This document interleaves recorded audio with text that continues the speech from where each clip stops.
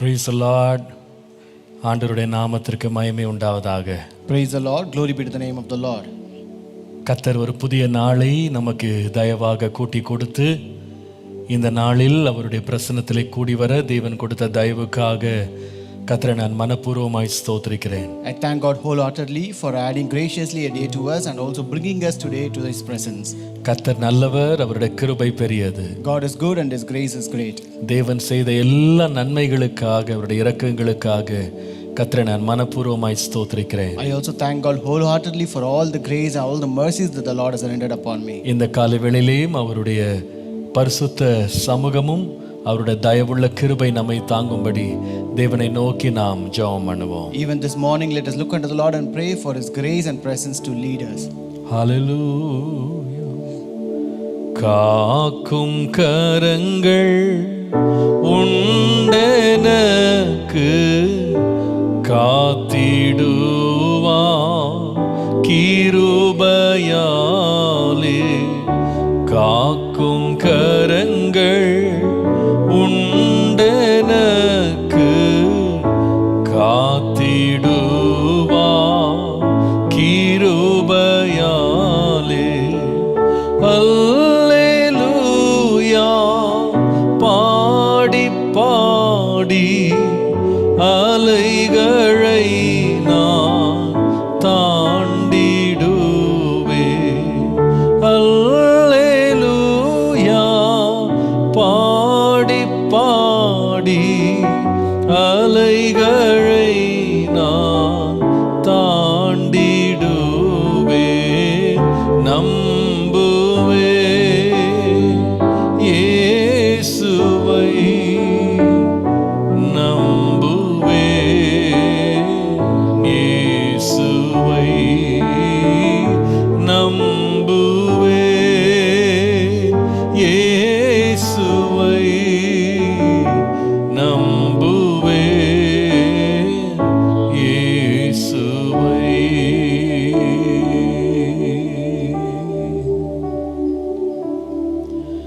எங்களை காக்கிறவரே உம்மை நாங்கள் ஸ்தோத்திரிக்கிறோம். Lord, we praise you, Lord, the Lord who protects us. ஆண்டவரே, இன்றைக்கு எங்களை காத்து இத்தனை நாட்கள் உம்முடைய சமூகத்திலே எங்களை வரவழைத்து உம்முடைய வேதத்தின் மகத்துவங்களை எங்களுக்கு வெளிப்படுத்தி சத்தியங்களை எங்களுக்கு போதித்த உம்முடைய அளவற்ற கிருபை எண்ணி உம்மை நன்றியோடு நாங்கள் ஸ்தோத்திரிக்கிறோம். Lord, thank you wholeheartedly when we consider the greatness that you have done, the graces that you have rendered, the protection that you have given to come to your presence and meditate and to listen to your word, Lord. ஆண்டவரே, நீர் அளித்த கிருபைகள் பெரியது. Lord, the graces that you rendered are great, Lord. நீர் கொடுத்த தயவுகள் பெரியது. The mercies are great, Lord. ஆண்டவரே, இன்றைக்கு உம்முடைய நலமான ஆண்டவரே சித்தத்தை எங்கள் மத்தியிலே வெளிப்படுத்துவீராக. May the Lord fulfill your very purpose amidst us today, Lord. உம்முடைய நாமத்தை எங்கள் மத்தியிலே மகிமைப்படுத்துவீராக. Lord, glorify your name amidst us, Lord. இயேசுவின் நாமத்தில் பிதாவே. In Jesus' name we pray. Amen. Praise the Lord. கர்த்தர் நல்லவர், அவருடைய கிருபை பெரியது. God is good and His grace is great. ஆண்டவர் எவ்வளவு நல்லவர். இன்றையோடு நாம் நீதிமொழிகளை தியானிக்கிற 180 தியானத்துல நாம் 5 வாரங்களை நாம் முடிப்பதற்கு 6 வாரங்களை முடிப்பதற்கு கர்த்தர் கிருபை கொடுத்திருக்கிறார். And graciously the Lord has given us grace to complete 6 weeks by today. எவ்வளவு நல்ல கிருபை தேவன் தந்திருக்கிறார். How great is His grace today. 36 தியானங்கள் முடிஞ்சிருச்சுன்னு நினைக்கிறது ஆச்சரியமா இருக்கு. It's really surprising to see that we have completed 36 devotions. ஒவ்வொரு நாளும் தேவன் வேண்டிய கிருபைகள் தயவுகள் தம்முடைய வெளிப்படுத்தல்களை கர்த்தர் கொடுத்து நம் ஒவ்வொருவரோடும் இடைப்பட்டு தேவன் செய்து கொண்டிருக்கிற நன்மையான கிரியைகளுக்காய் கர்த்தரை ஸ்தோத்திரிக்கிறேன். I thank God for the grace, the mercies, the revelation that the Lord has given us all through these days and thank God for இந்த that. நீதிமொழிகள் புஸ்தகம் உங்க வாழ்க்கையில எவ்வளவு ஆசீர்வாதமா இருக்கிறது என்பதை நீங்கள் அநேகர் உங்கள் சாட்சிகளால் சொல்ல கேள்விப்பட்டு ஆச்சரியப்படுகிறேன், கர்த்தருக்குள்ளே மகிழுகிறேன். I'm really surprised and I also rejoice in the Lord when I hear the testimonies that I get to hear through all your messages, all your mails from these devotions. அற்பமான ஆரம்பங்களை தேவன் அசட்டை பண்ணுகிறவர் அல்ல. God will not neglect the simple beginnings. எளியவர்களை நினைவு கூர்ந்து கர்த்தர் தம்முடைய மகிமை வெளிப்படுத்துகிறதற்காய் கர்த்தரை ஸ்தோத்திரிக்கிறேன். I also thank God for revealing as He remembers the simple. நாம 180 நாள் தியானத்துல 1/5 ஒரு பகுதி இன்றையோடு நம்ம முடிக்கிறோம். 1/5 of the part of this 180 days devotions we are completing today. பெரிய கிருபை இது. It is a great grace. தேவன் தொடர்ந்து பெரிய காரியங்களை செய்வாராக. May God continue to do great things. 5 1 தாண்டிட்டோம்னு நினைக்கிறேன். கர்த்தர் நல்லவர், பெரிய கிருபை. சரி, இன்றைக்கு நாம் தொடர்ந்து நீதிமொழிகளை நாம் தியானிக்கலாம். So let us continue meditating from the book of Proverbs. நீதிமொழிகள் 2ஆம் அதிகாரம் 10 முதல் 17 வசனங்களை நாம் வாசிக்கலாம். Proverbs chapter 2 verses 10 to 17. தமிழிலே இது 3 பகுதியா 4 பகுதியா தெரிந்தாலும் நீங்க ஆங்கில வேதாகமத்தில் படிக்கும்போது இந்த 17 வசனங்களும் ஒரே சொற்றொடர், ஒரே சென்டென்ஸ் அப்படி இருக்கிறத நீங்க பார்க்கலாம். Though it is being divided in Tamil as 4 parts, but in English it is almost the 17 verses or just one statement or one word. ஒவ்வொரு வசனம் முடிந்த பிறகு ஒரு கமா போட்டு தொடர்ந்து கொண்டே இருக்கும். So it is a comma at the end of each verse and it continues. ஆகவே நான் தமிழிலும் சரி ஆங்கிலத்திலும் சரி இதை மொத்தமாக ஒரு பேராகிராஃபாக நான் வாசித்தேன். So I read even in Tamil and English as a paragraph. ஆகவே நாம் அதை மொத்தமாக வாசிக்கும் போது அதில் உள்ள கருத்துக்களை நாம் அறிந்து கொள்ள அது பிரயோஜனமாக இருக்கும். So when we read it as a paragraph, we will be able to understand the crux that is present in it. 10ஆம் வசனத்திலிருந்து வாசிக்கலாம். From verse 10. ஞானம் உன் இருதயத்தில் பிரவேசித்து அறிவு உன் ஆத்துமாவுக்கு இன்பமாக இருக்கும்போது நல் யோசனை உன்னை காப்பாற்றும், புத்தி உன்னை பாதுகாக்கும். When wisdom enters your heart and knowledge is pleasant to your soul, discretion will preserve you, understanding will keep you. அதனால் நீ துன்மார்க்கனுடைய வழிக்கும் மாறுபாடு பேசுகிற மனுஷனுக்கும் அந்தகார வழிகளில் நடக்கும் நீதி நெறிகளை விட்டு தீமை செய்ய மகிழ்ந்து துன்மார்க்கருடைய மாறுபாடுகளில் களிகூறுகிறவர்களுக்கும் மாறுபாடான பாதைகளிலும் கோணலான வழிகளிலும் நடக்கிறவர்களுக்கும் நீ தப்புவிக்கப்படுவாய். To deliver you from the way of evil, from the man who speaks perverse things, from those who live the paths of uprightness, to walk in the way of darkness, who rejoice in doing evil and delight in the perversity of the wicked. தன் இளவயதின் நாயகனை விட்டு தன் தேவனுடைய உடன்படிக்கையை மறந்து இச்சகமான வார்த்தைகளை பேசும் அந்நிய பெண்ணாகிய பரஸ்திரீக்கும் தப்புவிக்கப்படுவாய். Whose ways are crooked and who are devious in their paths, to deliver you from the immoral woman, from the seductress who flatters her with her words, who forsakes the companion of her youth and forgets the covenant of her God. கர்த்தருடைய பரிசுத்த நாமத்திற்கு மகிமை உண்டாவதாக. Glory be to the holy name of God. நாம் வாசித்த இந்த வேத பகுதியில் ஒரு குறிப்பிட்ட சொற்றொடர் அல்லது ஒரு அர்த்தம் கொண்ட ஒரு வார்த்தை மீண்டும் மீண்டும் திரும்ப பயன்படுத்தப்பட்டிருக்கிறது நீங்க பார்க்கலாம். So as we read this paragraph, we can find a word or a word that has a same meaning being repeated many times. 2ஆம் அதிகாரம் 11ஆம் வசனம் பாருங்க. Chapter 2 and verse 11. நல் யோசனை உன்னை காப்பாற்றும், discretion will preserve you, புத்தி உன்னை பாதுகாக்கும், understanding will keep you. 15ஆம் வசனம் பாருங்க. மாறுபாடான பாதைகளிலும் கோணலான வழிகளிலும் நடக்கிறவர்களுக்கும் நீ தப்புவிக்கப்படுவாய். Verse 12 in English, to deliver you from the way of evil, from the man who speaks perverse things. 17ஆம் வசனம். இச்சகமான வார்த்தைகளை பேசும் அந்நிய பெண்ணாகிய பரஸ்திரீக்கும் தப்புவிக்கப்படுவாய். Verse 16 English, to deliver you from the immoral woman, from the seductress who flatters with her words. 3 முக்கியமான வார்த்தை. 3 important words. காப்பாற்றும், it will preserve you, பாதுகாக்கும், keep you, தப்புவிக்கும், deliver you. முக்கியமான வார்த்தைகள். காப்பாற்றும், preserves, பாதுகாக்கும், keeps, தப்புவிக்கும், delivers. இத மூன்றையும் எது செய்கிறது என்றால் ஞானம், புத்தி. This wisdom and understanding knowledge will do this.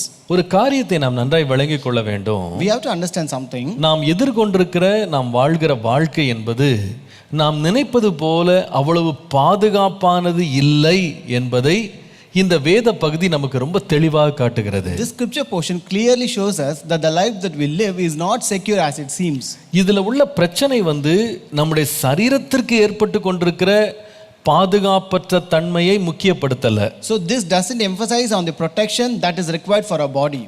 நம்முடைய சரீரத்துக்கு பாதுகாப்பில்லாத ஒரு உலகத்துல வாழ்றோம்ன்றது அங்க பேசல. It doesn't speak about a security or a protection that we don't have in this world. இங்கே சொல்லப்படுகிற ஒவ்வொரு காரியமும் ஒரு மனிதனுடைய வாழ்க்கை அல்லது அவனுடைய ஆத்துமா அவனுடைய வாழ்க்கை முறைக்கு எவ்வளவு பாதுகாப்பற்ற தன்மையை இந்த உலகம் கொடுக்கிறது என்பதை அது காண்பிக்கிறது. But here it shows about the insecure nature that a person has for his soul and his heart. அதாவது நம்ம பொதுவா பாதுகாப்பு அப்படின்ன உடனே நம்முடைய மனதுல முதலாவது வர்ற பாதுகாப்பு என்னன்னா நம்முடைய சரீரத்துக்கு அடுத்த பாதுகாப்பு தான் நம்ம பெரிய பாதுகாப்பா பார்க்கிறோம். So when you always speak about protection or security, we always consider the security or protection that we give to our body.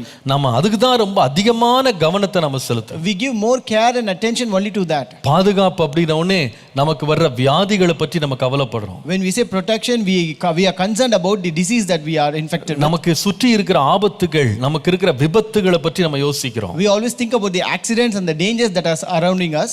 நாம சில வேளையில் நம்மை சுற்றி நடக்கிற யுத்தங்கள், நம்மை சுற்றி நடக்கிற போர்கள், நம்மை சுற்றி நடக்கிற துன்மார்க்கமான காரியங்கள், கொலை கொள்ளை, இதெல்லாம் நம்ம நினைச்சு இதுதான் பாதுகாப்பற்ற தன்மை அப்படின்றத நம்ம அதிகமா யோசிக்கிறோம். And also we also consider the battles, war that is going on, all the evil and wicked things like murders, killing, all these we consider as an insecure thing. நம்முடைய நியூஸ் பேப்பர்ஸ்ல, நம்முடைய டிவி சேனல்ஸ்ல, ஒவ்வொரு நாளும் செய்தித்தாள்கள்ல இந்த பாதுகாப்பு அப்படின்னாலே அது எப்படி define பண்றாங்கன்னு சொன்னா, நமக்கு சுற்றி நடக்கிற யுத்தங்கள், சுற்றி நடக்கிற போராட்டங்கள், சுற்றி நடக்கிற கொலைகள், இதை தான் அவங்க பெரிய ஒரு ஆபத்தாக மனிதனுக்கு காண்பிக்கிறாங்க. So even our TV channels and newspapers also define this protection as something insecure state because of these wars or the dangers that a person would encounter. இவைகள் எல்லாமே பாத்தீங்கன்னா ஜீவனுக்கு அடுத்த பாதுகாப்புன்னு சொல்லலாம். So we can say all these are protection to our life.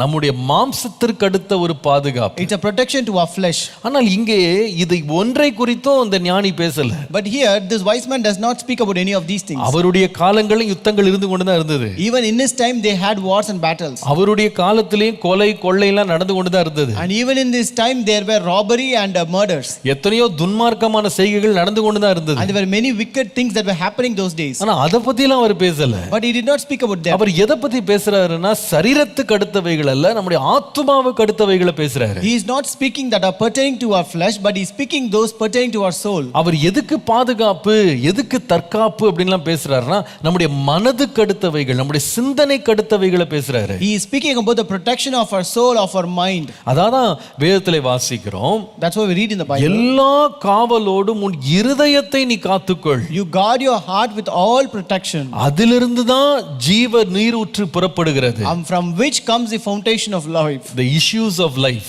எல்லாமே அதிலிருந்து தான் வருகிறது. And all the issues comes out of it. அப்போ நம்முடைய பாதுகாப்பை பற்றி நம்ம யோசிக்கும் போது நம்முடைய சரீர பாதுகாப்பை மாத்திரம் நம்ம நினைச்சிட்டு விட்டுற கூடாது. நம்முடைய உள்ளான பாதுகாப்பை குறித்து நம்ம ரொம்ப கவனம் உள்ளவங்களா இருக்கணும். So when we say protection, we should not be concerned only about our body or the flesh, a protection of the flesh, but also about our soul and our mind. அதனால தான் இயேசு சொன்னாரு, that's why Jesus said, உங்கள் சரீரத்தை கொல்லுகிறவர்களை குறித்து, கொல்ல வல்லவர்களை குறித்து நீங்க பயப்படாதீங்கன்னு சொன்னாரு. Do not be afraid of people who can kill your body. ஆனால் உங்கள் ஆத்துமாவை நித்திய நரகத்திற்கு அனுப்பக்கூடிய தேவனுக்கு நீங்க பயந்துருங்கன்னு சொன்னாரு. But always fear the Lord who can send your soul to the eternal hell. அப்போ நம்ம பாதுகாப்பு அப்படின்னு யோசிக்கும் போது நம்முடைய உள்ளான மனதினுடைய பாதுகாப்பை குறித்து நாம் ரொம்ப எச்சரிப்பா இருக்கணும். So when you say protection, we should be much concerned and careful about our inner man. இந்த உலகத்துல பாதுகாப்பு இல்ல அப்படின்னு நம்ம ஏன் சொல்றோம் அப்படின்னு சொன்னா, why do we say there is no protection in this world? வெறுமனே அது சரீர பிரகாரமான ஒரு பாதுகாப்பை பற்றி நம்ம பேசல. We don't speak about just the protection of our flesh here. ஆனால் இதை விட ஒரு முக்கியமான ஆபத்து எங்க இருக்குன்னா, நம்முடைய மனதுக்கு அடுத்த ஏரியா இருக்கு பாருங்க, அங்க வர்ற அட்டாக், அங்க இருக்கிற பாதுகாப்பற்ற தன்மை, அங்க இருக்கிற பயங்கரமான தீங்குகளை தான் நாம் பேசுறோம். But we speak about the insecurity that we face in our mind and heart. கர்த்தருடைய நாமத்திற்கு மகிமை உண்டாவதாக. Glory be to the name of the Lord. இன்னைக்கு நிறைய பேர் இயற்கையில் இருக்கிற சீற்றங்களை பற்றி, இயற்கை கொண்டு வருகிற அழிவுகளை பற்றி ரொம்ப விலாவரியா பேசுறாங்க. Today many people speak about the natural catastrophe and natural disasters. அதாவது எத்தனையோ கோடியான பணத்தை இந்த இயற்கையை காப்பாற்றுவதற்கு, அவங்க தங்க சரீரத்தை பாதுகாக்கிறதுக்கு அவங்க செலவழிக்கிறாங்க, அதற்கு திட்டமிடுறாங்க, ஆலோசனை பண்றாங்க. They also spend, they also plan, and they also put into action many things to protect this nature, so to save their life. the disasters ல எப்படி காப்பாத்துறது, to save from all this disasters. ஆனா எல்லாருடைய கண்ணுக்கும் மறைஞ்சு போன ஒரு காரியம் என்னன்னா, இயற்கை கொண்டு வருகிற அழிவை காட்டிலும் மனிதனுடைய சுபாவத்திற்கு நேராக ஏற்பட்ட மறைக்கப்பட்டு கொண்டிருக்கிற பயங்கரமான ஒரு தீங்கின் காலத்தை குறித்து அநேகர் கவலைப்படுறதில்லை. But what is hidden from the eyes of people is that people are not concerned about the drastic change that the man's nature is undergoing. மனிதனுடைய சுபாவம், மனிதனுடைய தன்மை, மனிதனுடைய குணம் மிகப்பெரிய ஒரு ஆபத்திற்கு நேராய் நாளுக்கு நாள் மிக மிக மோசமான ஒரு நிலைக்கு போய் கொண்டிருக்கிறது என்பதுதான் உண்மை. Man's nature or man's character is drastically changing each and every day. இந்த பாதுகாப்பற்ற தன்மையை தான் சாலமோன் இங்க பேசுறாரு. So this kind of insecure is being spoken by Solomon here. தன்னுடைய பிள்ளைக்கு சரீரப்பிரகாரமாக ஏதோ ஆபத்து வந்துருமோ அப்படின்னு அவர் நினைக்கிறத பார்க்கிலும் தன்னுடைய பிள்ளையினுடைய வாழ்க்கையை கெடுக்கக்கூடிய காரியங்கள் இந்த உலகத்தில் இருக்கிறதுக்கு எப்படி இந்த பிள்ளையை பாதுகாக்கலாம் என்றதுதான் சாலமோனுடைய மிகப்பெரிய கவலையா இருந்தது. So here the very concern of Solomon was not to protect his son from the physical danger, but to protect his children from the danger that they encounter in the mind and heart. இன்னைக்கு கூட நாம் இதுல ரொம்ப எச்சரிப்பா இருக்கணும். We should also be careful in this today. நாம எல்லாரும் ஒரு கொடுமையான ஒரு காலத்தை கடந்து போறோம். So we are going through a very terrible condition. ஒவ்வொரு நாள் நம்ம நியூஸ்ல வந்து எத்தனை பேர் கொரோனாவால பாதிக்கப்பட்டாங்க, எத்தனை பேர் வந்து சுகம் பெற்று வெளியே போனாங்க, எத்தனை பேர் வந்து மரித்து போனாங்க அப்படின்றத ஒவ்வொரு நாளும் நியூஸ்ல போட்டுக்கிட்டே இருக்காங்க. So each and every day we see in a news that how many people are affected by corona, how many people are recovered and how many people died in corona. அதாவது நம்முடைய அரசாங்கமும் சரி, நம்முடைய தனிப்பட்ட எண்ணங்கள்லையும் சரி,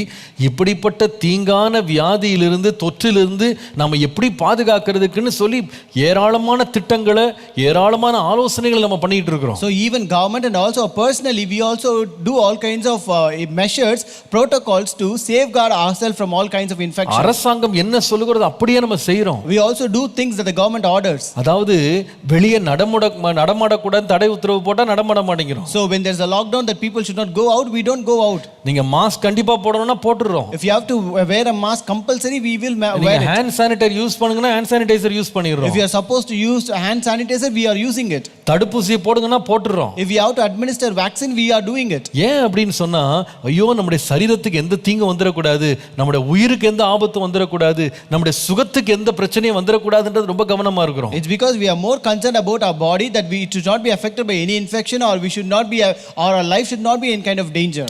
ஆனால் இதைவிட ஒரு மிகப்பெரிய ஆபத்தை நம்முடைய பிள்ளைகள், நம்முடைய சந்ததிகள், நாம் ஒவ்வொருவரும் சந்தித்து கொண்டிருக்கிறோம் என்பதை நாம் மறந்துடக்கூடாது. But we should never forget there's a great danger that our children are experiencing, our descendants and generations are going through today. More than the present corona.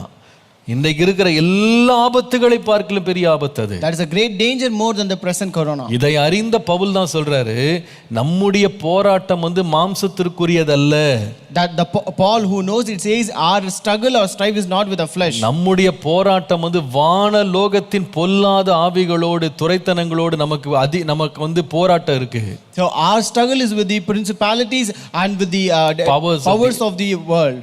அப்போ இதுதான் நமக்கு பெரிய போராட்டம். So that is a great struggle. அதை மறந்துட கூடாது. Don't ever forget that. நான் நினைக்கிறேன் இந்த போராட்டம் ஏதேன் தோட்டத்தில் ஆரம்பிச்சு இன்னைக்கு வரைக்கும் தொடருது. I think this struggle started from Garden of Eden and still continuing. நான் அடிக்கடி யோசிப்பேன். I used to think 3000 ஆண்டுகளுக்கு முன்பாக எழுதப்பட்ட நீதிமொழிகள்ல இவ்வளோ பெரிய ஆபத்துகள் இருக்கு, இதுக்கு தப்புவிக்கும், காக்கும், தற்காக்கும்லாம் ஒரு நீதிமொழிகளுடைய ஆக்கியோன் எழுதுவார்னா, உலகம் வந்து பாவம் வந்து அன்றைக்கு இருந்ததை விட மிக கொடுமையானதாக, ஆழமானதாக, இருளானதாக இந்த 3000 ஆண்டு கழித்து மாறிக்கொண்டிருக்கிறதே என்பதில் எந்த சந்தேகமே கிடையாது. If the author of this Proverbs could feel insecure 3000 years ago, just imagine the danger and the change that we are going through today, and imagine the danger that our children are living in today. இப்போ முக்கியமான காரியத்தை நீங்க கவனிக்கணும். Now we have to understand the important thing. இவ்வளவு பெரிய ஆபத்துக்கள் தன்னுடைய பிள்ளைக்கு இருக்கு அப்படின்னு சாலமோன் அறிந்து, என் மகனே அப்படின்னு ஆலோசனை கொடுத்துட்டே வர்றாரு. So Solomon, knowing that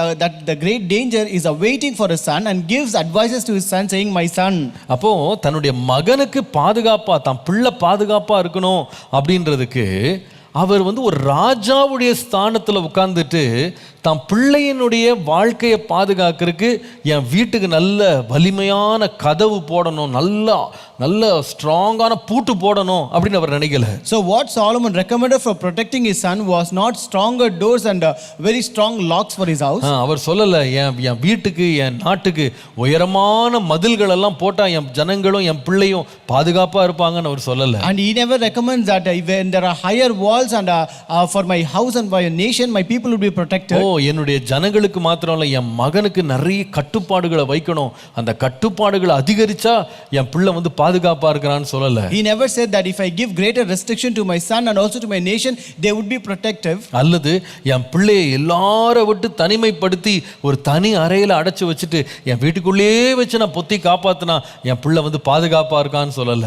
Or he doesn't say that if I seclude my son from other people and keep him separate in a separate room, then he will be protective. அல்லது என் பிள்ளைக்கு கடுமையான தண்டனைகள் கொடுத்து அந்த பிள்ளையை பயமுறுத்தி அந்த பிள்ளையை வந்து நான் வந்து ஒரு கட்டுப்பாடுக்குள்ள வச்சுட்டேன்னா என் பிள்ளை பாதுகாப்பா இருப்பான் அப்படி சொல்லல. Or he doesn't even recommend that if I give strict punishments and warnings to my son and give him under good restrictions, he will be protective. அல்லது நிறைய பேர் சேனையா வந்து என் பிள்ளையை சுற்றிலும் எப்பவுமே பிளாக் கேட்ஸ் மாதிரி எப்பவுமே ஒரு புடைசூழ ஒரு பாதுகாப்போட தீங்கே அவனை தொடாதபடி அவனுக்கு இரவும் பகலும் 24 மணி நேரம் பாதுகாப்புக்கு ஒரு பெரிய சேனையை நான் கொடுத்துட்டேன்னா என் பிள்ளை பாதுகாப்பா இருப்பான் அப்படி அவர் சொல்லல. Or he doesn't even tell that if I arrange an army of soldiers to be always around him like black cats so that he will be away from any harms, he never said so. நல்ல கவனிங்க, you have to listen carefully. நம்ம பிள்ளைகளை வீட்டுக்குள்ள வைக்கிறது தப்பு இல்ல.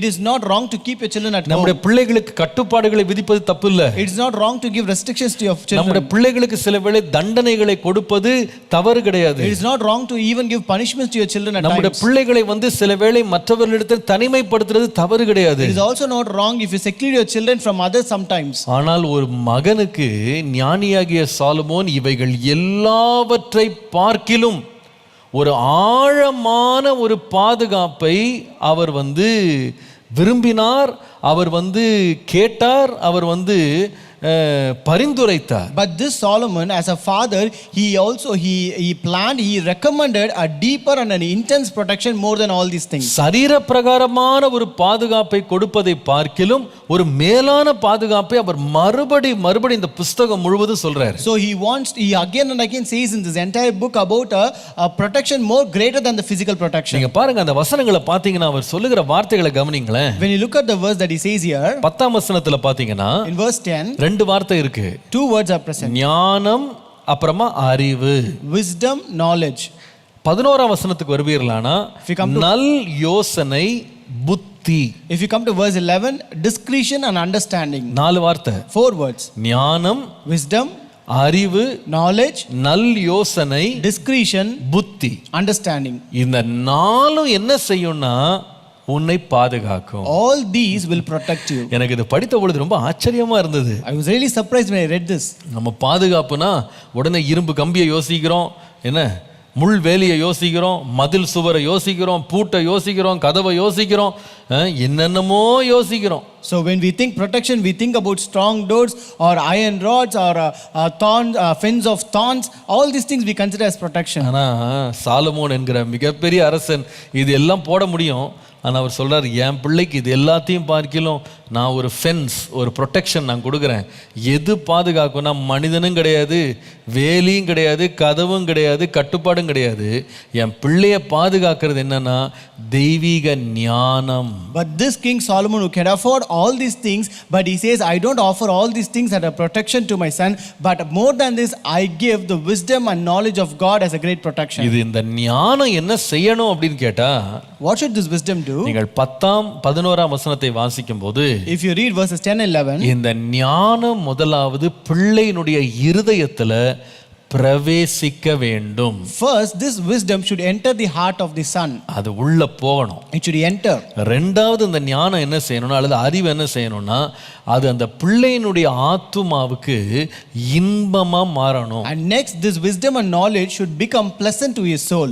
மூன்றாவது, third, இந்த ஞானம் உள்ள போன ஞானம், இன்பமான ஞானம் இந்த பிள்ளையை விட்டு ஒரு நாளும் விலகவே கூடாது. And this knowledge and wisdom which has entered his heart, which has become pleasant to his soul, should never leave him and should have a permanent residence in it. அது அவனுக்குள்ளே தங்கி இருக்கணும். It should have a permanent residence. அப்படி இருக்குமானால், if it's so, அவருக்கு ஒன்று தெரியும், என் பிள்ளை பாதுகாப்பா இருப்பான். He knows that his son would be protected. என் பிள்ளைக்கு எந்த தீங்கும் நடக்காது. No harm will encounter him. எவ்வளவு பிரச்சனைகளை என் பிள்ளை சந்திச்சாலும் என் பிள்ளை அதுல பாதுகாப்பா இருப்பான். No matter how many problems my son may face, he will be very protective. இது நமக்கு ஒரு பெரிய ஆச்சரியத்தை ஏற்படுத்தக்கூடிய ஒரு சிந்தனை என்பதுல சந்தேகமே இல்லை. And it is no doubt this is a thought that really surprises us. நாம பொதுவாகவே பிள்ளைகளை கண்காணிப்பதிலேயும் பிள்ளைகளுக்கு கட்டுப்பாடுகளை கொடுக்கறதிலேயும் பிள்ளைகளை நம்ம ரொம்ப கடுமையாக நடத்துறதிலேயும் நாம் அவர்களை பாதுகாப்பா வச்சிரலாம் நம்ம நினைக்கிறோம். We many times think that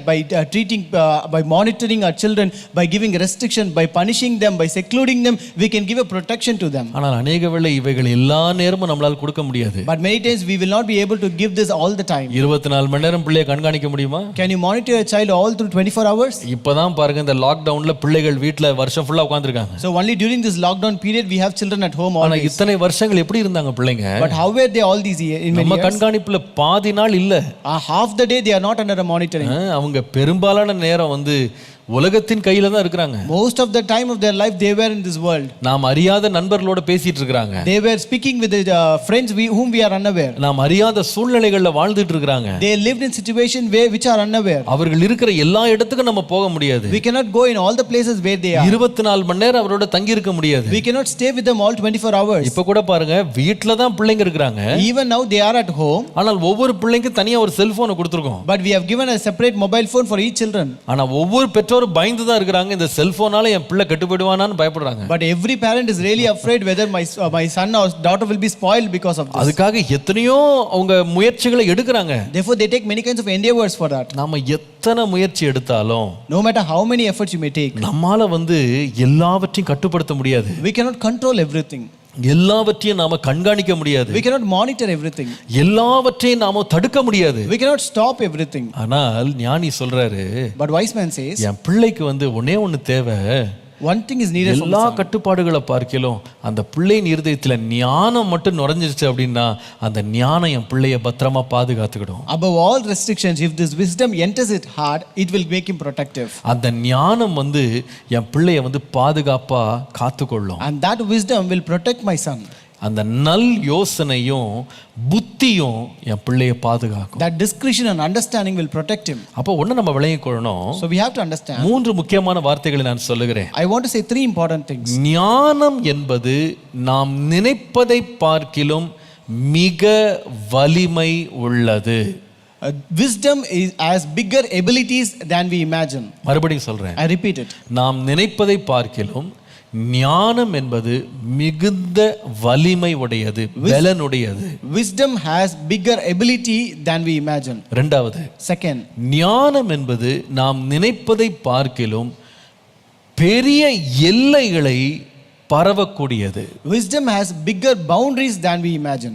நாம் நினைக்கதை பார்க்கிலும் நாம செல்ல முடியாத எல்லைகளுக்கு ஞானம் என்ன செய்யும்னா கடந்து சென்று பாதுகாக்கும். Wisdom can reach boundaries which we cannot cross. மூன்றாவது, third, நாம் செயல்படுத்த முடியாத கொண்டு வர முடியாத விளைவுகளை ஞானம் கொண்டு வரும். Wisdom has bigger consequences. நான் சொல்ற ஒவ்வொரு வார்த்தையும் ரொம்ப ஆழமான அர்த்தம் உள்ளது. Each and every word that I utter has deeper meaning. ஞானம் என்பது நம்முடைய கையில மாம்சத்துல நம்ம செயல்படுத்தும் எந்த வலிமையான செய்கையை காட்டிலும் மிக வலிமை உள்ளது. முதலாவது நீங்க விளங்கிக் கொள்ளணும். Wisdom has bigger ability than anything that we do by our physical hand. Solomon தன்னோட பிள்ளையினுடைய பாதுகாப்பை ஞானத்திட்ட ஒப்பு கொடுக்கிறாரு. Solomon committed the protection of his son to wisdom. எப்பா என்னுடைய கண்காணிப்பு செய்ய முடியாத வேலையை ஞானம் செய்யும்பா. Wisdom can do which my monitoring cannot do. அந்த புத்தியையும் ஞானத்தையும் நல்ல ஆலோசனை இருதயத்துக்குள்ள நீ பத்திரப்படுத்தி நீ அதை ஏற்றுக்கொண்டு உள்ள வாழ்க்கையில வச்சுக்கிட்டீனா அது உன்னை பாதுகாத்துரும்பா. If you accept and keep this wisdom, knowledge, discretion, understand and keep it in your life, that will protect you, my son. இரண்டாவது, second, என் பிள்ளை எங்க போனாலும் சரி அந்த எல்லைகளை சென்றடையக்கூடியது ஞானம் தான். So no matter wherever my son may go, but wisdom has the ability to reach those boundaries. நான் அடைய முடியாத எல்லைகளுக்கு அது போய் சேருகிறது. It can reach boundaries which I cannot reach. மூன்றாவது, third, எத்தனை கட்டுப்பாடுகளும் செய்ய முடியாத ஒரு வேலையை தேவனுடைய உன்னத ஞானம் என் பிள்ளைக்கு செய்ய முடியும்னு சாலமோன் நம்பினார். And divine wisdom of God can do a bigger consequence which any other restrictions cannot do. நாம் இந்த காலையில ஞானத்தினால் தேவன் நம்ம கொடுக்கிற பாதுகாப்பை குறித்து நம்ம ரொம்ப சிந்திக்க வேண்டியவர்களா இருக்கிறோம். So this morning we should be thinking about the protection that the wisdom brings in our life. நான் நினைக்கிறேன் வெளியிலிருந்து நம்ம பிள்ளைகளுக்கு நம்முடைய சந்ததிகளுக்கு நாம பாதுகாப்பை கொடுக்கணும் நம்ம வெளியில நம்ம எடுக்கிற முயற்சிகளை பார்க்கிலும் நாம் இன்றைய காலையில் ஜெபிக்கணும். ஆண்டவரே, என் பிள்ளை இந்த பொல்லாத உலகத்தில் பாதுகாப்பாக இருக்கிறதுக்கு என் பிள்ளைக்குள்ள ஞானத்தின் ஆவியை கொடுத்துட்டீங்கன்னா என் பிள்ளையை ஒன்று அணுக முடியாது. Rather than trying to give or making efforts to give outer protection to our children, we should pray today, Lord, give my son or the daughter a spirit of wisdom in him that he might be protective. நான் சொல்லுவேன், நம்முடைய காலம் ஒரு நாள் முடிந்து போயிடும். I tell you, our days will end one day. நம்முடைய பிள்ளைகள் நம்மை கடந்து வாழ்வார்கள். Our children will live beyond us. நாம் பிள்ளைகள் நாம் செல்லாத எல்லைகளுக்கு செல்வார்கள். Our children will reach boundaries which we have not reached. நாம் சந்தித்த சோதனைகளை பார்க்கிலும் பெரும் சோதனைகளை பிள்ளைகள் சந்திப்பார்கள். They will also face temptations more than we faced. இந்த உலகத்தினுடைய இன்னும் கொடுமையான பாவங்களை நம்முடைய பிள்ளைகள் எதிர்கொள்ள போறாங்க. Our children going to encounter horrible and terrible sins of this world more. எத்தனை காலம் அவர்களை நம்ம கூட்டுக்குள்ள வைக்க போறோம்? And how many days you going to keep them in a cage? எத்தனை காலம் கண்காணிக்க போறோம்? How many days you will monitor? எத்தனை காலம் நாம் அவர்களை சுற்றி சுற்றி வர போறோம்? How many days can we come around them? ஒரு நாள் அவர்கள் கூட்டை விட்டு பறக்க போறாங்க. One day they will fly away from the cage. Nest அவர்கள் பறந்து போனாலும் அவர்களை பாதுகாக்கிறது ஒன்று உண்டானா தேவனுடைய ஞானம், புத்தி, நல் ஆலோசனை, அவருடைய உன்னத அறிவு. So even they fly away, it is the wisdom, knowledge, discretion and understanding of God that will protect them. கர்த்தருடைய பரிசுத்த நாமத்திற்கு மகிமை உண்டாவதாக. Glory be to the holy name of God. இன்னைக்கு நம்ம ஜெபம் பண்ணணும். ஆண்டவரே, என் பிள்ளைக்கு அந்த உன்னத ஞானத்தை தந்து என் பிள்ளையை நீங்க பாதுகாத்துக் கொள்ளுங்கப்பா. Today we are supposed to pray, Lord, give the divine wisdom and protect my children, Lord. என் பிள்ளைக்கு அந்த அறிவையும் தெளிந்த புத்தியையும் கொடுத்து என் பிள்ளையை நீங்க வருங்காலத்துல பாதுகாத்துக் கொள்ளுங்க ஆண்டவரே. Lord, give that wisdom and knowledge and discretion, and Lord, protect my children in the future, Lord. அவன் போகிற பிரச்சனைகளை அவன் சொல்லலாம், சொல்லாமல் இருக்கலாம், வெளியரங்கமா தெரியலாம், தெரியாம இருக்கலாம். அவனுடைய பிரச்சனைகள், போராட்டங்கள் மிக கொடுமையானதா இருக்கலாம். ஆனா அவன் எந்த நிலையில போனாலும் அவனை பாதுகாக்க இயேசப்பா நீர் கொடுக்க வேண்டிய ஞானத்தை அவனுக்கு தயவாய் தாரும் ஆண்டவரே நாம கேட்கணும். We should also pray that he may have problems which he may speak out or not, which may be evident or not, but no, whatever situation he might be going through, Lord, give him the wisdom that will protect him, Lord. கர்த்தருடைய நாமத்திற்கு மகிமை உண்டாவதாக. Glory be to the name of the Lord. இந்த பாதுகாப்பு அப்படின்னு சொல்லும்போது இந்த ஞானத்தை சாலமோன் ஞானி 3 முக்கியமான பகுதிகளில் அந்த ஞானம் தம் பிள்ளையை பாதுகாக்கும்னு அவர் விசுவாசித்தார், அவர் நம்பினார், தேவாவியினால் அதை எழுதி வைத்தார். And when we say protection, this the preacher, the Solomon, he thought that there are 3 ways in which he will receive this wisdom and that will protect him, and that also he has written here. அத 3 காரியங்கள்ல பாதுகாப்பு இருக்கும். And the protection will be in 3 things. முதலாவது, first, நான் சொல்லுவேன், இந்த ஞானம் முதலாவது தனி நபர்களிடமிருந்து பாதுகாப்பை தரும். So this wisdom will give protection from individuals. நான் இதை காண்பிக்கிறேன் எப்படிப்பட்ட நபர்கள்ட்ட இருந்து இது பாதுகாக்கணும் அவர் சொல்றார் பாருங்க. So I'll show you the people from whom it will protect. 12ஆம் வசனம் பாருங்க. Verse 12. அவர் சொல்லுகிறார், நீ துன்மார்க்கனுடைய வழிக்கும் மாறுபாடு பேசுகிற மனுஷனுக்கும் இந்த ஞானம் உன்னை பாதுகாக்கும். To deliver you from the way of evil, from the man who speaks perverse things. 13ஆம் வசனத்துல Verse 13.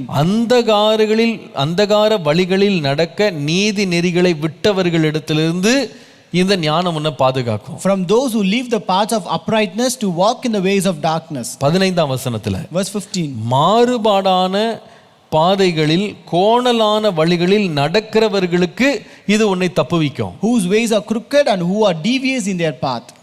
கடைசியாக 16ஆம் வசனத்துல Verse 16. அதுல வாசிக்கிறோம், 17ஆம் வசனம், இச்சகமான வார்த்தைகளை பேசும் அந்நிய பெண்ணாகிய பரஸ்திரீக்கும் இந்த ஞானம் உன்னை தப்புவிக்கும். To deliver you from the immoral woman, from the seductress who flatters with her words. கர்த்தருடைய நாமத்திற்கு மகிமை உண்டாவதாக. Glory be to the name of the Lord. அதாவது சில காரியங்களை பேசுறவங்ககிட்ட இருந்தும் இது பாதுகாக்கும். It will protect us from few people who speak certain things. ரெண்டாவது, சில வழிகள்ல நடக்கிறவர்கள்ட்ட இருந்து இது பாதுகாக்கும். And it will protect us from individuals who walk in certain ways. சில வாழ்க்கை முறைகளை தெரிந்து கொண்டவர்கள்ட்ட இருந்து இது பாதுகாக்கும். It will also protect from individuals who have chosen certain lifestyle. ஒண்ணு மறந்துட கூடாது. Don't forget, நாம் சந்திக்கிற எல்லா மனிதர்களையும் ஒரே தட்டுல வைத்து நம்ம பார்க்க முடியாது. You cannot place all the individuals that you meet in one plate and look at them. வெளுத்ததை எல்லாம் பால் நம்ப முடியாது. So all that are white is not milk. ஒவ்வொரு மனிதனும் ஒவ்வொரு வித்தியாசமான சூழ்நிலையிலிருந்து வருகிறான். Each person comes from each circumstance. ஒவ்வொரு மனிதனும் ஒவ்வொரு வாழ்க்கை முறையை தெரிந்து கொள்ளுகிறான். Each person chooses an individual lifestyle. ஒவ்வொருவரிடத்திலிருந்தும் ஒவ்வொரு ஆபத்து வர முடியும். So there can be danger from each person. ஒருவன் தன் பேச்சினால் ஆபத்தை உண்டாக்குவான். One person can bring a danger through his speech. ஒருவன் தன்னுடைய வழிகளால் தன்னுடைய வாழ்க்கை முறைகளை நமக்கு காண்பித்து ஆபத்தை கொண்டு வருவாங்க. Another person can show the lifestyle and bring danger through that.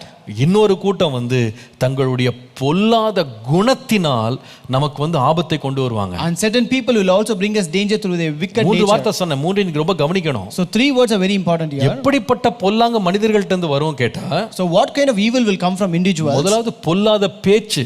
So it is evil speech. அவங்க வாயின் வார்த்தைகளாலேயே மனிதர்களை கரப்படுத்திடுவாங்க. They will harm people or they will defile people through their words. இரண்டாவது, அவர்களுடைய பொல்லாத நடக்கைகளாலே நம்மளை கரப்படுத்துவாங்க. They will also defile us through their lifestyle or ways or walks. அது நாம செய்ய வேண்டியதில்லை, அவங்க நடக்கிறத பார்த்தாலே போதும் ஒரு மனுஷன் அதுல திரும்புவதற்கு தூண்டப்படுவான். So we need not do that, but when we look at their lifestyle, a person will stood up to go behind them. மூணாவது, ஒருவருடைய பொல்லாத குணம் ஒரு மனுஷனை பாதிக்கும். And third, the very evil nature of a man will harm a person. இத மூன்றை நான் எதோட சம்பந்தப்படுத்துவேன், இந்த 12ஆம் வசனத்திலிருந்து 16ஆம் வசனத்துல இருக்கிற இந்த மூன்று கூட்டத்தாரை நான் நேரடியா parallel-ஆ எங்க பார்க்கிறேன்னு சொன்னா முதலாம் சங்கீதம் 1ஆம் வசனத்துல. So all these 3 people that we have mentioned from verse 12 to 16 can be parallelly equaled with people that are present in Psalm chapter 1. துன்மார்க்கருடைய ஆலோசனையில் நடவாமலும்னு இருக்கு. So those who walk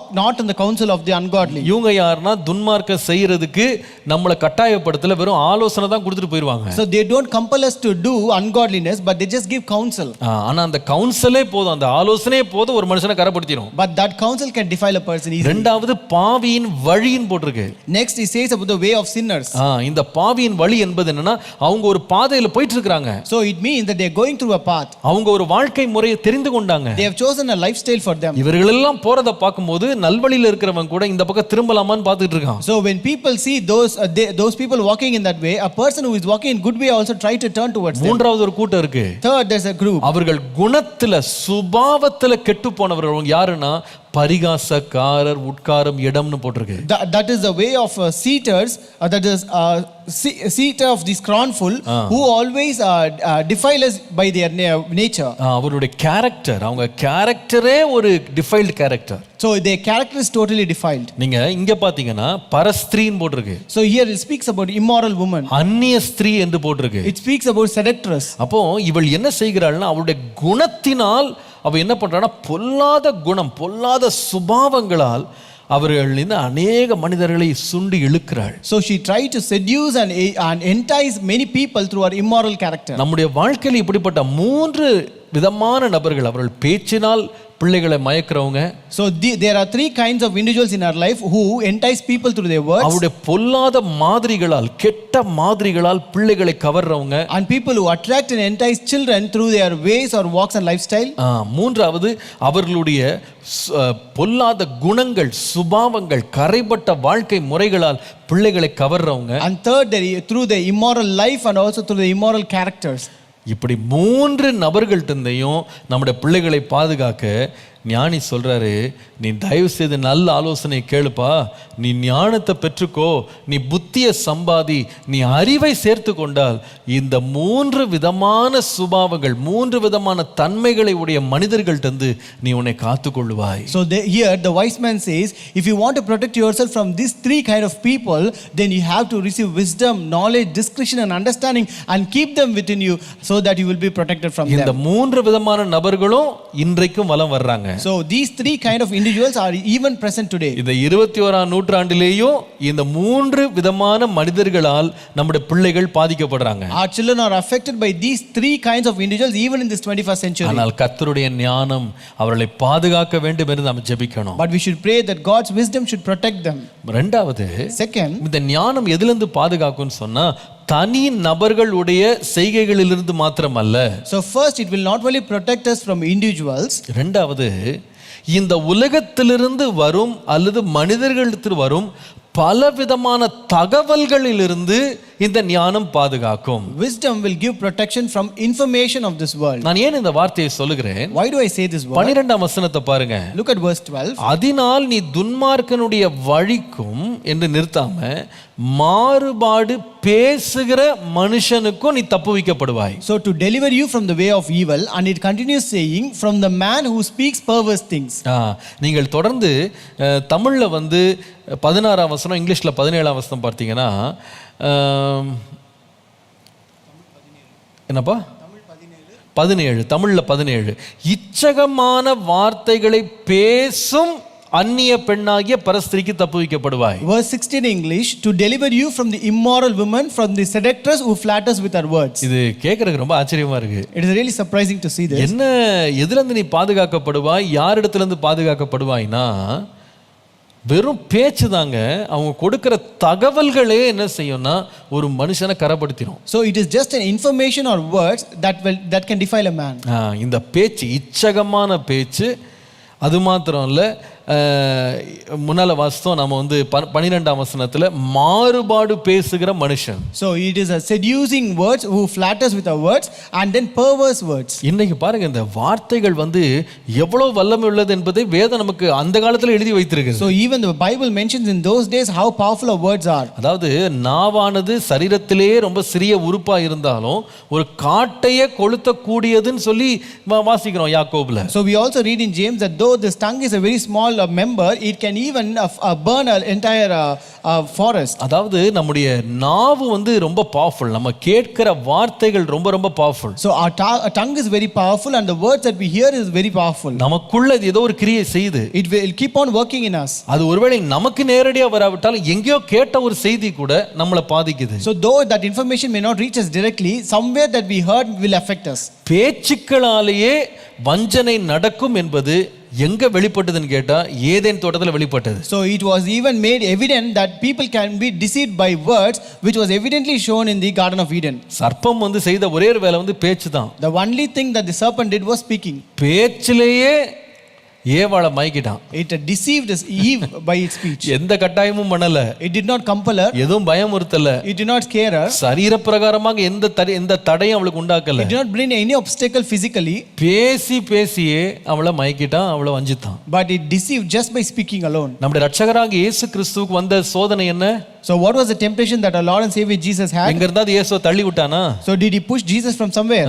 தலையை பிடிச்சு அழுத்துனானா, கால்ல போய் விழுங்குன்னு சொல்லி? So did he ever compel Jesus to come and fall at his feet? Did he push him down? No. Physically எந்த ஒரு வேலையும் அவன் செய்யல. He did not do any kind of physical assaultation. எல்லாமே என்னன்னா வாயில இருந்து வர்ற வார்த்தை தான். It was just words from his mouth. நீர் தேவகுமாரனானால் இந்த கல்லுகள் எல்லாம் அப்பங்களாகும்படி செய்யும். If you are the son of God, just make all these stones turn into bread. உம்முடைய வேத வசனம் சொல்லுதே, நீங்க வந்து உன்னுடைய பாதங்கள் கல்லில் இடராதபடி தூதர்கள் ஏந்தி கொள்வாங்கன்னு போட்டிருக்கே, மேல இருந்து குதியும். So it is written that he shall give his angels charge concerning thee, so therefore you shall jump from here. நீங்க இந்த உலகத்தெல்லாம் பாருங்க, மேன்மை மகிமை எல்லாம் பாருங்க, என் முன்னாடி வணங்கிட்டா போதும் கொடுத்துறேன். So look at all the greatness of this world. If you just bow before him, before me, I will give everything. எல்லாமே என்னன்னா வெறும் வாயில இருந்து வந்த பேச்சு தான். All these are just words of his mouth. ஆனா இந்த பேச்சை நீங்க சாதாரணமா நினைக்க கூடாது. But don't take it very simple. அந்த பேச்சு ஒரு மனுஷனை என்ன பண்ணும்னா ரொம்ப ஆபத்தான நிலை கொண்டு போய் நிறுத்திடும். So these words can take a person to a very dangerous situation. அதனால தான் வேதம் சொல்கிறது, ஆகாத சம்பாஷணைகள் நல்லொழுக்கங்களை கெடுக்கும். That's why the Bible says corrupt communications will bring evil manners. நம்முடைய வாழ்க்கையில யாரோட பேசுறோம், என்ன பேசுறோம், என்ன கேட்கிறோம்ன்றது ரொம்ப ஜாக்கிரதையா இருக்கணும். We should be very careful about the information that we receive and the words that we speak with other people. நம்ம வந்து நினைக்கிறோம், நான் ஒன்னும் செய்யலங்க, சும்மா கேட்டுட்டு தான் இருந்தேன். So we think I never spoke anything, I was just listening. ஆனா கேட்டது நம்ம இருதயத்துல இடம் பிடிக்க தேடுதுன்றதை மறந்துடாதீங்க. But don't ever forget, whatever we heard will always find some place in our hearts. ஒரு பக்கம் பிசாசானவன் இந்த கேள்வி வலிமையை அவன் எப்படி தீமைக்கு பயன்படுத்துறானோ, இதே வல்லமை தான் தேவனும் என்ன செய்யறாருன்னா தம்முடைய மகிமை வெளிப்படுத்தவும் அந்த வார்த்தையை தான் ஆண்டவர் பயன்படுத்துறார். Like how Satan uses these kinds of word to defile us and harm us, similarly the Lord also uses his word to show his glory and protect us. அவருடைய வார்த்தையினால தான் பூமி முழுவதும் சிருஷ்டித்தார். He created his entire world only by his words. அவர் வார்த்தை அனுப்பி தான் குணமாக்குறாரு. He sends his word and heals us. கேள்வி, விசுவாசம் கேள்வினால தான் வருது, அல்லது கேட்கறதுனால தான் வருது. Faith comes only by hearing. ஒரு மனுஷன் எதை கேட்கிறானோ அதை விசுவாசிக்கும் போது அது அவனுக்குள்ள ஜீவனை பிறப்பிக்கிறது. So once a person hears, that brings a life in him. அப்போ நம்ம எதை கேட்கிறோன்றதுல ஜாக்கிரதையா So இருக்கணும். we should be very careful in knowing what we are hearing. இந்த ஞானம் என்ன செய்யுதுன்னா, ஒரு மனிதன் எதை கேட்கிறான் பாத்தீங்களா, அந்த கேட்கறது தன்னை தீட்டுப்படுத்திடாதபடி அவனை பாதுகாக்குது. So this wisdom will protect a person from the information that he receives. அவன் கேட்டதை வைத்து தவறான முடிவுகளை எடுத்து விடாதபடி அவனை பாதுகாக்குது. It will protect him that he will not take a wrong decision but from the information that he received. பாருங்க, அதனால தான் சாலமோன் ராஜா அந்த ரெண்டு ஸ்திரீகள் ஒரே பிள்ளைக்காக, உயிருள்ள பிள்ளைக்காக போராடும் போது அவங்க சொன்ன வார்த்தைகள் கேட்பதற்கு அப்படியே நம்ப தகுந்ததா இருந்தாலும் தேவ ஞானம் அவனுக்குள்ள வெளிப்பட்டதுனால யார் சரியாய் சொல்லுகிறார், யார் பொய்யாய் பேசுகிறார்ன்றதை சரியா வகையறுக்க முடிஞ்சது. So that's why in the incident of Solomon, where two mothers came for a single child, when even their words appeared to be trustworthy, but he was able to discern who was right and wrong only by the wisdom that he received from the Lord. அந்த ஞானம் அவனுக்கு இருந்ததுனால பேசுறதுலயே, கேட்கிற வார்த்தைகளிலே சரியா வகையறுக்க அவனுக்கு தெரிஞ்ச ஞானம் இருந்ததுனால தேசம் அவன் நடுவில் உறுதிப்பட்டது. தேசத்தை அவன் முழுவதுமாக ஆளுகை செய்து எல்லாரையும் ஆச்சரியத்திற்குள்ள ஆழ்த்தினான். Just he had the discernment to understand the right words and the wrong words. He was able to bring the entire nation under his control. He was able to establish his wisdom all through the nation. ஆனா ரொம்ப வேதனையான காரியம் என்ன தெரியுமா? But what is much grieving is, அவனுடைய மகனாகிய ரெகொபோமுடைய வாழ்க்கையில இதை நீங்க பார்க்க முடியல. தான் ரொம்ப வேதனை. This you could not find in the life of his son Rehoboam. அவனுடைய வாழ்க்கையில அவனுடைய ராஜ்யபாரத்தை ஸ்திரப்படுத்துறதுக்கும் வாயிலிருந்து வந்த ஆலோசனை தான் வந்தது. அவனுடைய ராஜ்யபாரத்தை ரெண்டா உடைச்சு அவனை சிறுமப்படுத்துறதுக்கும் தவறான வார்த்தைகள் தான் வந்தது. So it was the words of a mouth that came to establish his kingship and also to divide his nation into two. எனக்கு ரொம்ப இன்னைக்கு யோசித்து பார்த்தா எனக்கு ரொம்ப ஆச்சரியமா இருந்துச்சு. It was really surprising when I was thinking just words. ஒன்று முதியோர் பேசுறாங்க, இன்னொருத்தர் வாலிபர் பேசுறாங்க. So elders are speaking certain words and the young people are speaking few words. எந்த இன்ஃபர்மேஷன் பக்கம் நான் திரும்பணும்னு எடுத்த ஒரு தீர்மானம் அவனுடைய entire ஃபியூச்சரே மாத்திருச்சு. The decision that he took to turn towards which information actually changed his entire future. நம்ம நிறைய வேளை நான் சும்மா கேட்டுட்டு இருக்கேன் பாஸ்டர், நான் அதெல்லாம் செய்ய போறது இல்லை அப்படின்னு நினைச்சு நம்ம நிறைய கேட்டுட்டே இருக்கோம். Many times we say, Pastor, I'm just listening to it, I'm not going to do it, and we say so and we just keep listening. But ரொம்ப ஜாக்கிரதையா இருங்க. நம்ம என்ன கேட்கிறோன்றது நம்முடைய வாழ்க்கையை பெருமளவில் பாதிக்க முடியும்ன்றதை மறந்துடாதீங்க. But be careful in what you are hearing because it will affect the greater part of your life. இன்னைக்கு நிறைய பேர் தங்கள் வாழ்க்கையை ஒரு சாக்கடை போல மாத்தி வச்சிருக்காங்க. வர்றது எல்லாத்தையும் வாரி மொத்தமா கேட்டுக்கிட்டே இருக்காங்க. Today many people have made their life like a gutter where they just get everything whatever they hear. நல்ல ஆலோசனை, கெட்ட ஆலோசனை, நல்ல சத்தியம், கெட்ட சத்தியம், அப்புறமா உண்மையான சத்தியம், பொல்லாத சத்தியம் எல்லாத்தையும் கேட்டு டம்ஸ்டர் மாதிரி தங்களை மாத்திட்டு இருக்காங்க. They have dumped everything. It might be good counsel or bad counsel, it's good thing or bad thing, whatever the information they receive, they just dump everything in a good gutter. doctrine, bad doctrine எல்லாமே உள்ள இழுத்துக்கறாங்க. They just take in all the good doctrine and bad doctrine, everything. எல்லாத்தையும் கேட்டுட்டு சும்மா கேட்டுட்டு இருக்கேன்னு நினைக்கிறாங்க. They think that they are just listening. ரொம்ப கேர்ஃபுல்லா இருக்கணும். But you should be very careful. ஒன்னு தீங்குன்னு தெரிஞ்சிருச்சா, if you find that is a harm, அந்த ஆலோசனைக்கு நான் என் செவியை விலக்குறேன். I just turn away from that counsel. அது எனக்கு வேண்டாம். I don't want that. துன்மார்க்கருடைய ஆலோசனை எனக்கு வேண்டாம். I don't want the counsel of the wicked. அதற்கு என் செவியை அடைச்சுக்கிறேன். I just shut my ears towards that. கர்த்தருடைய சத்தம் என்ன கேட்டா போதும். If I hear the Lord's voice, that is enough. என் வாழ்க்கையை கட்டக்கூடிய தேவனுடைய வார்த்தை எனக்கு வந்தா போதும். If I receive the word of God that can build my life, that is enough for me. எனக்கு அவசியமற்ற சத்தங்கள்ல இருந்து நான் என்னை விடுவித்துக் கொள்றேன். I just deliver myself from unnecessary voices. அந்த சத்தங்களுக்கு நம்ம இடம் கொடுத்துக்கிட்டே இருப்போமானா ஒரு நாள் நிச்சயமா நம்முடைய இருதயம் வஞ்சிக்கப்பட்டு திரிக்கப்படும் என்பதில் சந்தேகமே இல்லை. And if you keep on giving room for such kind of voices, and one day it will surely deceive you and perverse you. நல்லா கவனிங்க.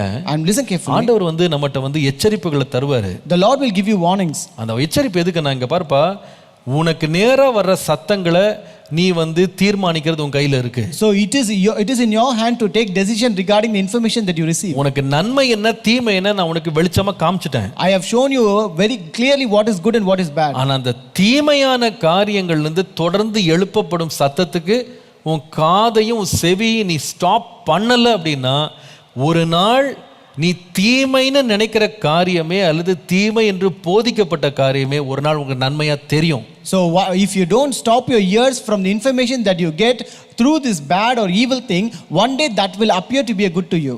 That evil will turn to good. அதை நீங்க மறந்துடாதீங்க. Don't ever forget that. சிம்சோனுக்கு தேசத்தையே நியாயம் தீர்க்கிற ஒரு ஞானமும் நியாயாதிபதியான ஸ்தானமும் கொடுக்கப்பட்டது. So Samson was given a position of judge to judge the entire nation, and wisdom was given for that. ஆனால் ஒரு நாள் தெலேலாள் என்ற பெண்ணோடு அவனுக்கு ஒரு உறவு ஆரம்பிச்சது. But one day he had an affair with a woman named Delilah. அவன் கொஞ்சம் கூட எதிர்பார்க்கல. அந்த பெண் தான் ரொம்ப நேசிச்ச பெண் ஒரு கேள்வி கேட்கிறா, உன்னுடைய பலத்தினுடைய ரகசியம் எங்க இருக்குன்னு கேக்குறா. He never even expected, but the woman whom he loved so much, she asked the question, what is the secret of your strength? இந்த சிம்சோன் வந்து அறிவற்றவன் கிடையாது, ரொம்ப ஞானி அவன். So this Samson was not a fool, he was very wise. இப்படிப்பட்ட கேள்வியை யாருமே கேட்க மாட்டாங்க, எந்த நண்பனும் கேட்க மாட்டாங்க. இது வந்து கேட்கப்படுகிற கேள்வி யார்கிட்ட வரும்னா சத்துருவனிடத்திலிருந்து வரும், உனக்கு தெரியும். So he know very well, no friend will ask such kind of question, only an enemy will ask such question. எனக்கு சொல்லுன்னு கேக்குறா. So she was asking, tell me the secret. அவன் என்ன செஞ்சிருக்கணும்? What should have we done? இது ஒரு பெரிய தீங்க நான் மடியில வச்சிருக்கேன். I have kept a great danger on my bosom. என்னுடைய வாழ்க்கையை அழிக்கிறதை என் வீட்டுக்குள்ள என் அறைக்குள்ள நான் வச்சிருக்கிறேன். I have let something that will endanger my life into my house. இதை என் வாழ்க்கையை விட்டு நான் விரட்டணும். I should cast it away from my life. இந்த சத்தத்தை என் வாழ்க்கையை விட்டு நிறுத்தணும், அவன் தீர்மானம் பண்ணியிருக்கணும். He should have taken a decision to stop this voice from his life. நான் என்ன பண்ணான் தெரியுமா? But you know what did he do? அந்த சத்தத்தோட விளையாடிட்டு இருந்தான். He was playing with that noise. அந்த சத்தம் தன்னுடைய வாழ்க்கையில திரும்ப துணிக்க வைத்தான். He made that voice to again and again ringer in his life. அவனுக்கு நல்லா தெரியும் இது தீங்கினால் வருகிறதுன்னு தெரியும். You know very well that it comes because of evil. ஆனால் அவன் சத்தத்துக்கு தொடர்ந்து இடம் கொடுத்து கொண்டே இருந்தான். But he was continually giving room for that voice. ஒரு நாள் பாருங்க, அந்த சத்தமே அவனை மேற்கொண்டு விட்டது. But one day that voice overcame him. நான் ஏன் இந்த வார்த்தையை பேசுறேன்னு தெரியல, ஆனா இது ரொம்ப முக்கியமான வார்த்தை. I don't know why I'm speaking this, but this is very important. சில சத்தங்களை, சில குரல்களை, சில நபர்கள் பேசுவதை நீங்க நிறுத்தல, ஒரு நாள் தீமையானவர்கள் உங்களுக்கு சுட்டி காட்டப்பட்டாலும் ஒரு நாள் அவர்கள் உங்கள் கண்ணில் நல்லவர்களா தெரிவாங்க. So if you don't stop the sounds, voices, or the speaking with certain people, one day though they are considered to be evil, that they will turn to be good to you. ஒரு நாள் அவர்கள் உங்களை மேற்கொள்வாங்க. One day they will overcome you. எனக்கு ரொம்ப ஆச்சரியமா இருந்துச்சு. It was really surprising me. சிம்சோனை வந்து ஒரு சிங்கம் மேற்கொள்ள முடியல. Lion was not able to overcome Samson. எந்த பச்சை கயிறும் வந்து மேற்கொள்ள முடியல. No ropes was able to overcome him. எந்த காய்ந்த கயிறும் மேற்கொள்ள முடியல. And no other ropes were able to overcome him. கதவோ வாசக்காலோ மேற்கொள்ள முடியல. No doors or anything could overcome him. எந்த பெலிஸ்தீனும் மேற்கொள்ள முடியல. No Philistine was able to overcome him. ஆனா எது மேற்கொண்டுச்சுன்னா ஒரே ஒரு பெண்ணுடைய வார்த்தை மேற்கொண்டது. But only the words of a single woman overcame him. கடைசியில் நடந்தது என்னன்னா, அவன் ஜீவனே அவனுக்கு கசப்பாயிருச்சான். அவன் சொல்றான், இவளை நான் இரவும் பகல நான் அலட்டிக்கிட்டே இருக்கிறா, அதனால சாகத்தக்கதாக அவனுடைய ஆத்துமா அவனுக்குள்ள விசனம் அடைஞ்சிருச்சு. So he said at last she was all continually pestering him, therefore his soul vexed to death. என்ன பயங்கரமா இருக்கு பாருங்க. How horrible it is. ஞானம் எதுக்கு ஆண்டவர் நம்ம பிள்ளைகளுக்கு தரணும்னா, அநேக சத்தங்கள், அநேக தகவல்கள் சுற்றி வந்துட்டே இருக்கு. இதில் எதை நான் தொடர்ந்து கேட்கணும், எதுக்கு நான் ஒரு ஃபுல் ஸ்டாப் வைக்கணும்னு நம்ம பிள்ளைகளுக்கு தெரியலை அப்படின்னா, ஒரு நாள் அந்த தீமையான சத்தம், தீமையான தகவல் நம்ம பிள்ளைகளை வழி மாற பண்ணும். If our children doesn't know or doesn't have the discernment to find out which information, which sound is right and wrong and which is evil, then one day that will overcome them. இன்னைக்கு ஒரு தீர்மானம் எடுங்க. Today make a decision. சிலர் வந்து உங்களுக்கு தீமைன்னு தெரிஞ்சிருச்சா, if you consider certain people are harming to you, ஆண்டவர் உங்களுக்கு சுட்டி காட்டுறாரா, சிலது உனக்கு தேவையில்லை, இது ஒரு தீங்கு, உன் லைஃப்ல இது அவசியம் இல்லாதது கத்த சுட்டி காமிச்சிட்டாரா? If God is showing you that this is unnecessary in your life, this person or these words are unnecessary, not necessary for you, இந்த போதகம் அவசியமற்றதுன்னு உங்களுக்கு சொல்லிட்டாரா? if God has said that this doctrine is not necessary for you, தயவு செய்து அந்த சத்தத்தை உங்க காதுல திரும்ப துணிக்க விடாதீங்க. don't let that voice hear again and again in your ears. அது துணிக்க விடாதீங்க. Don't let it hear. உண்மையான ஞானம் என்ன செய்யும்னா, அந்த சத்தமே எனக்கு கேட்க வேணாம், அந்த சத்தத்தை நான் நிறுத்துறேன். A true wisdom will stop that voice.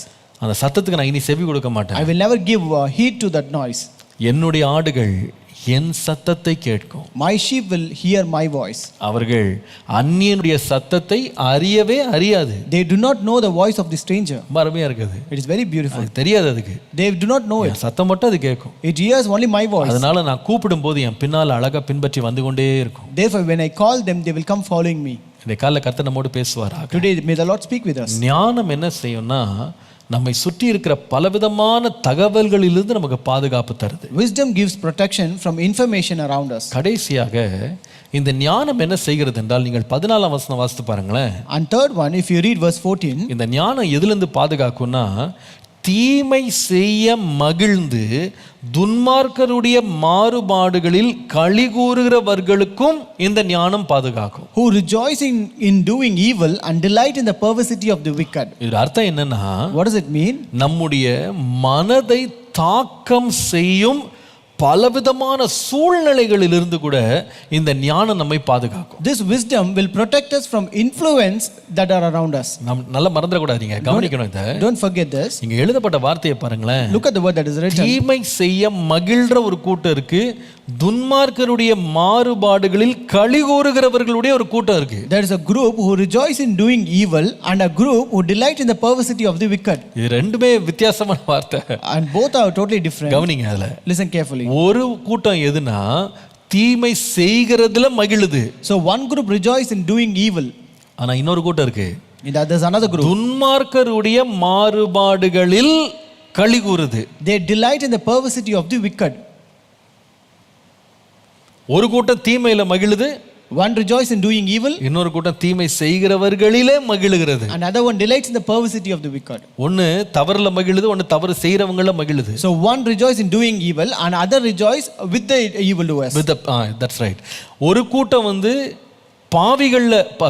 பாவத்துல மகிழுது, இன்னொரு கூட்டம் பாவிகளிலே மகிழுகிறது. One group is rejoicing in sin, other group is rejoicing with sinners.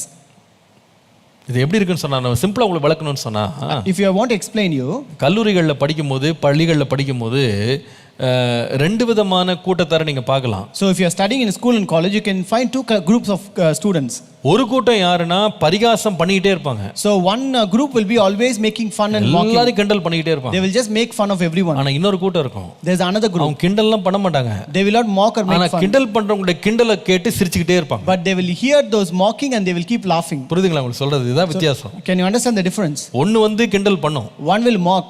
இன்னொன்னு வந்து மற்றவங்களை கிண்டல் பண்ண வைத்து அவர்களை தாக்கம் செய்யும். But other will influence by listening to them mock. இந்த நிறைய பேர் சிரிச்சிட்டு இருக்கவங்கள வாயை திறந்து அவங்க வந்து ஒரு நாள் கிண்டல் பண்ணதில்ல. So many people who laugh, they will not be mocking anybody. ஆனா பரிகாசருடைய கூட்டத்துல அவங்க சேர்ந்துருவாங்க. But they will be part of those mockers. அவங்க அதனால இன்ஃப்ளூயன்ஸ் ஆயிடுவாங்க. They will be influenced by them. அவர்களோடு மகிழ்ந்து கொண்டிருப்பாங்க. They will be rejoicing in them. செய்து மகிழ்றது மாத்திரமல்ல, செய்கிறவர்களோடு மகிழ்றதும் தப்புதான். So not only rejoicing by doing, but also rejoicing with the doers is also wrong. உண்மையா இல்லையா? It is true or not? கொலை செய்கிறவனும் குற்றவாளி, The one who murders is accused. கொலைக்கு துணை போகிறவனும் குற்றவாளி. The one who supports a murder is also accused. அதானே நியாயம்? That is the judge, right? நீ கொலை செய்ததனால் மாத்திரம் குற்றவாளி இல்லப்பா, கொலை செய்யறதுக்கு நீ துணை போனாலும் நீ குற்றவாளி தான். So just because if you have murdered, you are not accused, but if you go along with the murder, you are all accused. சில பேர் வந்து நம்ம பிள்ளைகள் சொல்லலாம், ஐயோ நான் தப்பெல்லாம் என் பிள்ளை செய்யவே மாட்டான். Certain children will say, certain parents will say, my children will not do that evil. ஆனா தப்பு செய்யறவங்களுடைய இன்ஃப்ளூயன்ஸ் நம்ம பிள்ளைங்க மேல இருக்கும். But that influence of the evil doers will be upon our children. அந்த பிள்ளைங்க வந்து அந்த தவறு செய்கிறவர்களை அவங்க ஆதரிப்பாங்க, அவங்க சப்போர்ட் பண்ணுவாங்க, அவர்களோட கூடவே இருப்பாங்க, அவர்களை மகிழ்ந்து கொண்டிருப்பாங்க. So our children will support them, they will rejoice in them, they will be along with them, they will accompany them, those who do the evil. ஞானம் எதுக்கு தேவை தெரியுமா? But why do we need wisdom? இப்படிப்பட்ட தாக்குதல்கள் இருக்கு பாருங்களேன், தாக்கல்கள், நம்ம பிள்ளைகளை தாக்குகிற காரியங்கள்ல இருந்து பாதுகாக்கிறதுக்கு ஞானம் தேவை. But we need wisdom to protect us from such kind of influence. Not only in saving yourself from the incident, from getting involved in it, but God must save you from being influenced by the deed. செய்கையிலிருந்து மாத்திரம் கர்த்தர் நம்மளை காக்கக்கூடாது, செய்கிறவர்களிடத்திலிருந்து கர்த்தர் நம்மளை காத்துக்கணும்.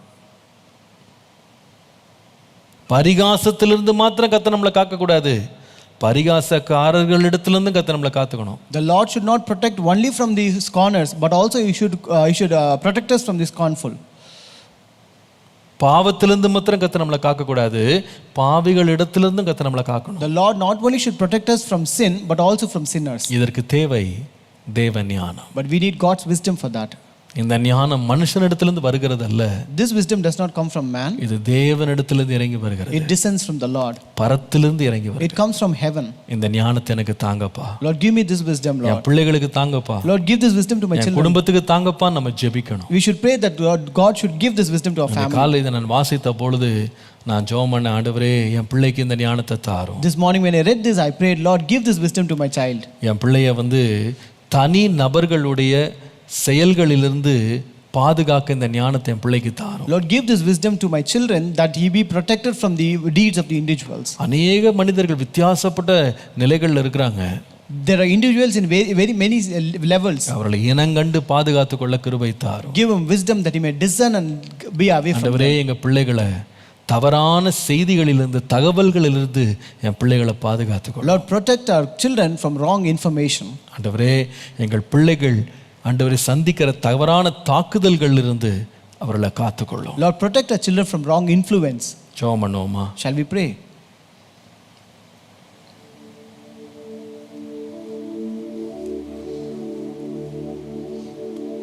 காக்கும் வல்ல மீட்பர் உண்டெனக்கு உண்டெனக்கு உண்டெனக்கு காக்கும் வல்ல மீட்பர் உண்டெனக்கு காத்திடுவா என்றுமே காத்திடுவா என்றுமே.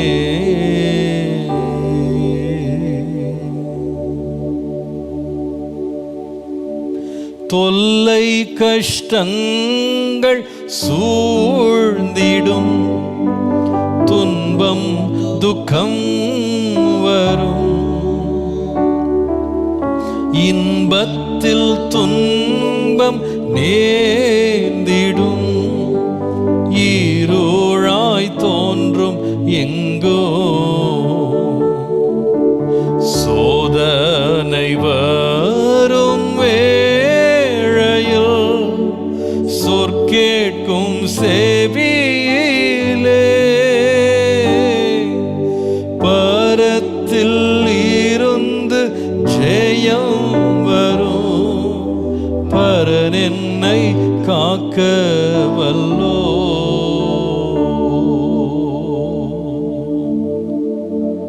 காத்துக்கொள்ளும்பா. Lord, protect us, Lord. தப்புவையும் ஆண்டவரே. Lord, deliver us, Lord. பாதுகாத்துக்கொள்ளும். Lord, keep us and protect us. எங்களையும் எங்கள் சந்ததிகளையும் உம்முடைய கரத்திலே வைக்கிறோம். Lord, we commit ourselves and our generations, Lord. தேவ ஞானத்தினால் அவர்களை நினைத்து Lord, fill them with the Lord's wisdom. பலதரப்பட்ட மனிதர்களிடத்தில் அதில் பாதுகாத்துக்கொள்ளும். Lord, protect them from various individuals. பலதரப்பட்ட தாக்குதல்களிலிருந்து அவர்களை பாதுகாத்துக்கொள்ளும். Lord, protect them from various information, Lord. பலவிதமான தகவல்கள் தாக்கங்களிலிருந்து எங்கள் பிள்ளைகளை பாதுகாத்து. Lord, protect our children from various influence, Lord. உம்முடைய பாதுகாப்புக்கு எங்களை ஒப்புக் கொடுக்கிறோம். Lord, we commit ourselves to your protection. உம்முடைய ஞானம் எங்களிலே விளங்கட்டும். Lord, let your wisdom be revealed in us. இயேசுவின் நாமத்தில் பிதாவே. In Jesus' name we pray. Amen. Amen. Praise the Lord. கர்த்தர் உங்களை ஆசீர்வதிப்பார். கர்த்தர் உங்களோடு இருப்பார். May God bless you. May God be with you. 180 நாட்கள்ல வேதத்தை வாசிக்கிற முயற்சியிலே நாம் ஈடுபட்டிருக்கிறோம். We are in the challenge of completing the Bible in 180 days. இன்னைக்கு நாம் புதிய ஏற்பாட்டிலிருந்து ஒரு பகுதி ஆரம்பிக்க போறோம். So today we are going to start a portion from New Testament. இவ்வளவு நாள் பழைய ஏற்பாடு படிச்சிட்டு இருந்தோம். So far we read from the Old Testament. இன்னைக்கு மத்தேயு 1ஆம் அதிகாரம் முதல் 10ஆம் அதிகாரம் வரைக்கும் வாசிக்க போறோம். Today we are going to read from the book of Matthew chapter 1 to 10. 180 நாட்கள்ல வேதத்தை வாசிக்கிற முயற்சியில சோர்ந்து போகாதீங்க, தொடர்ந்து முன்னேறுங்க. So don't be discouraged in this challenge of reading the Bible in 180 days, but continue reading it. கர்த்தர் தொடர்ந்து பெரிய காரியங்களை செய்வாராக. The Lord will continue to do great things. மீண்டும் அடுத்த திங்கட்கிழமை கர்த்தருக்கு சித்தமானால் நாம் சந்திப்போம். If God willing, we will meet again on Monday. கர்த்தர் உங்களோடு இருப்பாராக. May God be with you.